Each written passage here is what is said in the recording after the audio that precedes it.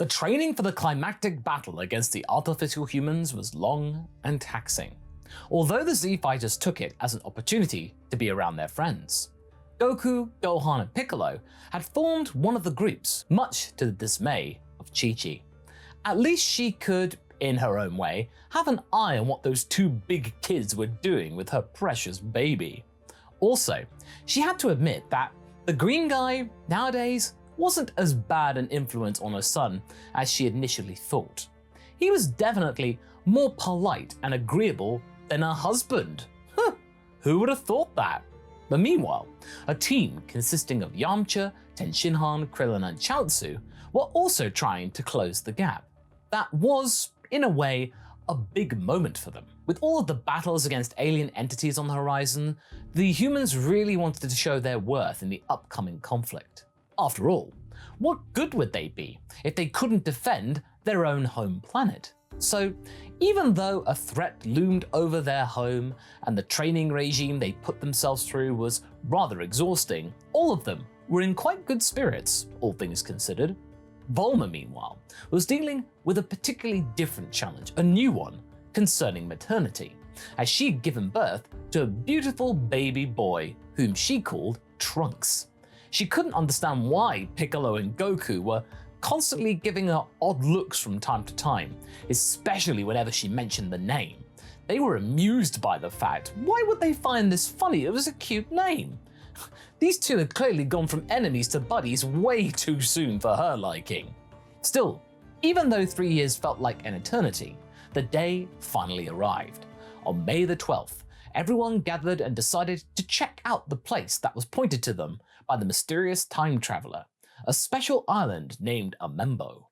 They decided to patrol the city in smaller groups to cover more ground, in case the androids were lying in wait. Yamcha wasn't so sure about this though. If the enemy was so formidable, then wouldn't it be easier for them to be jumped while they were separated instead of together? Still, as pointed out by Tenshinhan, their future counterparts weren't even prepared for their attacks at all. So it stands to reason that this time around the androids wouldn't be ready for them to be in tip-top shape. They would be the ones given the slip. The bandit sighed loudly as he had to capitulate. Alright, but if something bad does happen, don't forget that I told you so. Well, and I thought Puar was the scaredy cat of your duo. Chaozu rolled his eyes. I'm not scared, I'm just careful, okay?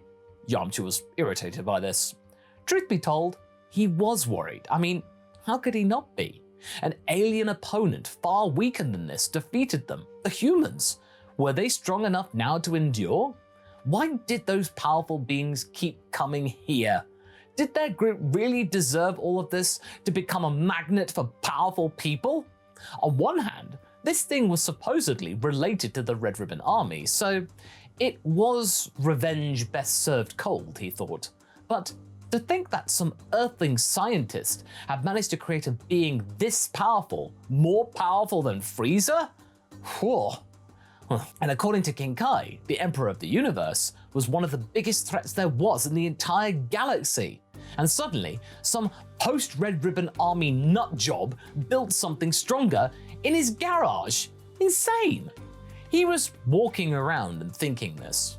But suddenly, the lack of tension that had made up the last 3 years or so enjoyably returned with a vengeance.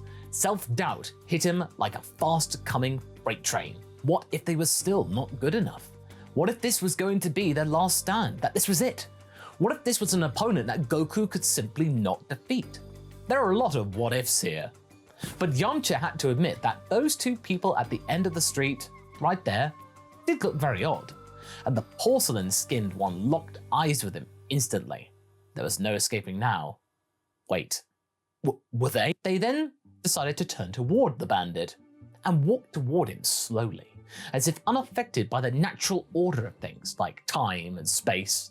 They seemed grotesque as well, with their weird outfits, an old man and a clown. Guys, something's wrong. I can feel Yamcha's energy fading. Goku looked at Piccolo, who nodded slowly. Well, we can't sense them, whoever they are. Androids don't appear to have ki. It's not good. They jumped us. The Namekian gritted his teeth, annoyed that they'd gotten beaten still, and started sending telepathic messages to the other fighters to regroup. When they came to the location they last sent Yamcha, all they saw was a shriveled, pale, and cowering figure who just a few moments ago was their friend Yamcha. Right now, he was shaking, and it looked like most of the water in his body had been absorbed. Gohan gasped audibly. Over him, two figures were towering over him. In normal circumstances, they would have looked like normal people, just a little bit funny, perhaps a little bit ridiculous even. But there was a strange, menacing vibe about them. Both were rather tall, although one of them had a very creepy, doll-like quality about them, while the other looked like just a crazy old man in a weirdly tall hat. Well, well, I am glad that you finally have decided to make your presence known, Son Goku. I thought I would have to finish your friend off entirely before you graced my presence, the geezer said, marking a pretty strong and dominating presence. He seemed like the one in charge, and the way he said Saiyans was rather telling. It felt personal. Despite this man being artificial, he looked truly alive. I don't think I know you, Mr. Android, but I see that you're on time. Goku glared at him, slowly moving toward Yamcha. Neither of his opponents moved, allowing the Saiyan to hand his friend over to the rest of them without any resistance. They were completely shocked because, in this state, the bandit was barely recognizable. The other entity, the Doll Man, was just looking at everyone, taking it all in with a weirdly empty stare. It wasn't senseless, no, just dispassionate, as if the creature were devoid of any emotion. The old guy, however, that was a different story. It was hard to tell how it was achieved, but there was fire in there. You knew about us. Surprising. Well, how about we skip the pleasantries and get right down to business? The elderly fellow smirked slightly under his big bushy mustache. Let's take this elsewhere. There's too many innocent people around. I'll gladly fight you as soon as we move. Goku's voice was uncharacteristically tense. Piccolo was starting to get worried. This was starting to look a bit dire, the direness of the overall situation. Or wait, there was a heavier breath all of a sudden. Oh, I can find an easier solution for all of this, Son Goku. Allow me to do a spot of tidying up. The eyes of the old man began to glow a golden hue for a second, and soon two brilliant beams pierced a group of bystanders who were unlucky enough to observe the entire exchange. No! Goku yelled and charged upon the man as his fist met the wrinkly face. You will move from here now, said the Saiyan through his teeth. The elderly-looking android tilted his head to the left and pondered this for a while.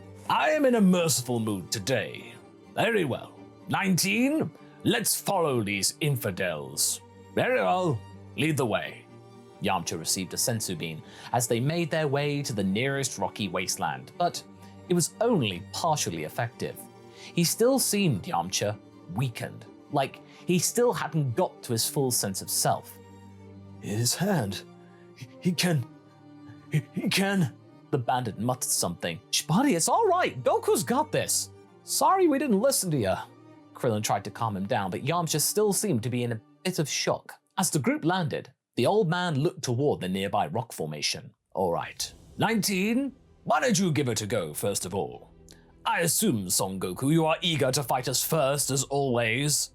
A second heavier breath, Piccolo sensed. Yeah, I'm curious to see what you've got. That weird pause in the middle of the sentence really got under Piccolo's skin. Gohan and Krillin could notice this too. That eager spark, so characteristic of their friend, wasn't there. It was there just an hour ago. Something was off, but nevertheless, Goku was unwilling to waste any more time. Now, he began with Super Saiyan, which left both the androids unfazed.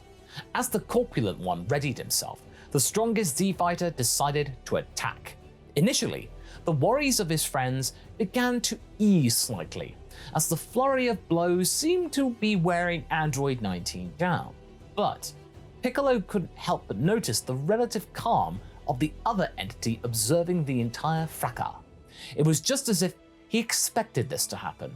Also, The doll man had something even weirder going on, as his head appeared to have some sort of gyroscope, which seemed to be focused squarely on Goku the entire time, no matter which orientation he were in. It was rather unsettling, as even when he was taking hits, he kept keeping his eyes on his opponent. Disappointing. I thought you would be in better shape. The mechanical creature spoke. I haven't shown you everything. And with that, Goku decided to go in for a rolling kick to increase the distance between himself and his opponent, and launch a Kamehameha. Android 19 merely held his hat with his right hand and raised the left one toward the beam. What happened next was truly shocking for all concerned, as the creature literally looked like they was just taking the projectile and vacuuming it up inside the jewel-esque orb on his palm. Calculations complete. Energy assimilated. Launching program 1, said the machine in a cold, emotionless way. Before Goku could react, he was already right next to his face, beating him up with great speed. Despite how he looked, his opponent was faster than anything the Saiyan had ever faced before. Did he just... Piccolo started talking, but couldn't finish the sentence. A bit of good old energy absorption, that's right, Piccolo. As well as advanced analysis on board. 19 can adjust to an opponent's fighting style in mere nanoseconds, and he is only just getting started, you see. This is just program 1. If you are looking for a comparison, I would say it would reflect, what would you say, Kaioken. The Namekian's eyes narrowed. What? How do you know about Kaioken? We have been watching you for quite some time, Green Man, both on Earth as well as off it. I have some pretty handy drones at my disposal. Initially, it was a challenge to build something that could analyze your fighting styles at rapid pace. Admittedly, you are all very fast, but as you are able to witness, I was able to build something faster. The old man smirked triumphantly. Build? You aren't just an android. You are Dr. Gero. Piccolo raised his voice. The old man opened his eyes slightly wider, not with fear or shock, but with a genuine sense of surprise. Oh well, you are a very perceptive person, Piccolo. Yes, I am not only Android 20, but also the being you refer to as Dr. Gero. And through me, the Red Ribbon Army shall be reborn. And through the army, the improvement of the human race. Wasn't your boss trying to just become taller? Hardly an improvement for humanity overall. Krillin grimaced as the atrocities committed for the insecurities of one man continued to haunt him. Red was but a mere puppet. Greater men than him were planning a true future of the army. Gero said with a burning passion. You mean yourself? Piccolo hissed. Among others, yes. He moved his gaze back towards Son Goku, who suddenly collapsed on the ground. Every single one of his useless friends gasped. Drain him dry, but keep him alive. I wish to be the one to finish him off. Affirmative, Doctor. As 19 prepared to slowly suck the living juice from the Saiyan, something that resembled a very fast projectile collided with the clown. When they raised their heads to see the source, they realized it was another Super Saiyan. But it wasn't Trunks. No, it was the cheetah. Goku barely could contain his breath. I think I'm dying. Kakarot, you idiot. You are not dying until I kill you myself. Give him that magic bean or something, bald man. So, he turned his head. Androids, are you ready to fight the true legendary Super Saiyan of legend? One that is not held back by some idiotic Earth illness. The Z-Fighters had a lot to process. Not only was Goku being worn down by some kind of unknown sickness, but also Vegeta was now a Super Saiyan? Oh, this was not a good day. Prince Vegeta, the former invader, is now a tamed hound of this dying fellow over here. I'm glad to make your acquaintance. Gero smirked. You won't be laughing, old man, when I am going to end you and your little freaky toy over there within mere moments. The Saiyan raised his thumb and pointed at himself, while Yamcha, Piccolo, and Krillin took Goku to the side. You heard that, 19. You have another object to analyze. As the android eagerly rushed to attack the prince, he dodged the attack, quite skillfully, much to Gero's surprise. Oh, you have to do more than that, you tin can to beat me. Come on, try again. Vegeta then laughed at the automaton, who tried to attack him, again unsuccessfully. Trying to find an opening, 19 caught the prince's wrists and started to drain his energy. Oh, you want my power? Well, how about I give you some more then? Ha ha! Vegeta powered up, trying to blow his mechanical opponent up with a sudden burst of energy. Surprisingly though, it seemed that he was able to take quite a knock or two. A nasty grimace crossed itself over the Saiyan's face as he freed his arms and tore off one of the hands of 19. He was breathing heavily, but he had managed to get the opponent away from him. So what are you going to do with just one hand now? 19 looked at where his hand should be, then turned his gyroscopic head toward Vegeta. As he finally spoke, his eyes gleamed with a golden spark in their irises. Calculations complete. Energy assimilated. Launching program 2. Wait, what? Android 19 raised the stump of his severed arm as a semi-translucent yellow hand appeared at the end. Then he punched Vegeta with insane power, like literal thunder hitting a tree. There was a huge ruckus when his energy limb connected with Vegeta's body. The prince was bent in half by the attack, so the android used this opportunity to pick up his damaged hand and reattach it to his body, with his wiring acting like some weird tentacle, placing it back where it belonged as if it hadn't been moved. Then, to fix up the crack, he used his eye lasers to weld off any imperfections. How? The Saiyan then spat out some blood. Oh, Vegeta, if you were here just a moment ago, you would have understood. Android 19 is capable of adjusting himself to any fighting style in mere moments. He never makes the same mistake twice, you see. Also, I find it to be rather adorable that you tried to blow up his internal engine. You see, I call it the Infinite Engine Model 1. It can take anything you throw at him and make it his own. Vegeta screamed angrily and charged upon 19, who slapped him away like he were an annoying fly. Oh, one more thing. My dear 19 is but a prototype. He clenched his fist in victory. Everything he has, I have perfected. Even now, he is sending me crucial data from your little scuffle. 19, take care of the prince. Affirmative. As the clown creature nodded, he walked toward Vegeta and caught his hand.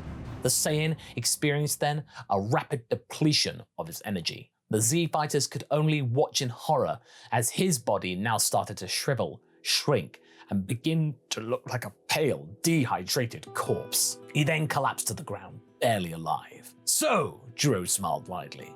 Who's next? You don't seem to be that confident now. I see that you sent some of your people away with Son Goku. I'm not worried. Defeating him many times will be the perfect culmination of my revenge. As Android 20 stood triumphantly, Piccolo and Gohan looked to each other. What could they do? Was this truly the end? And thus we end part 2 of the first April Fool's What If of 2024. If you want this to become a longer story, do make sure to vote about it on the community poll. It will have a conclusion of sorts anyway, but you, the audience, will decide which of the 4 stories will stay on the channel for longer.